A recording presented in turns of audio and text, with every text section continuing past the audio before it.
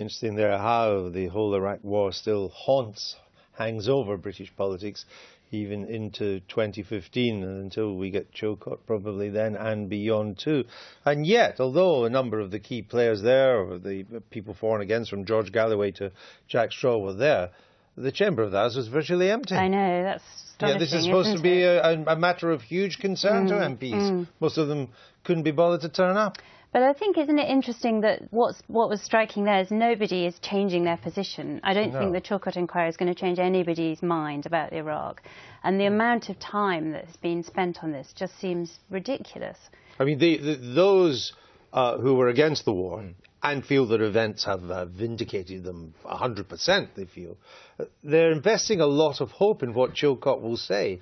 That when it eventually does come out, they're likely to be disappointed. Oh, both sides are going to scream whitewash and we'll never quite get to the end of it. I think it will run on forever. I mean, the thing that struck me watching that was how this feels a long time ago. There's people who'll be voting at this election coming up who were 6 years old when we went into Iraq. It's really, it feels like a debate that we just need to somehow put to an end and just get this report out and then somehow hopefully move on. But it does have a remarkable resonance down the years in British politics, isn't it? And I would suggest that's because it was a war we didn't have to fight. You know, we were talking about Winston Churchill earlier. That was a war we had to fight, or we'd probably all be speaking German now. Yeah. And it's also about trust and openness, isn't it? And the reasons for honesty, it have fallen apart.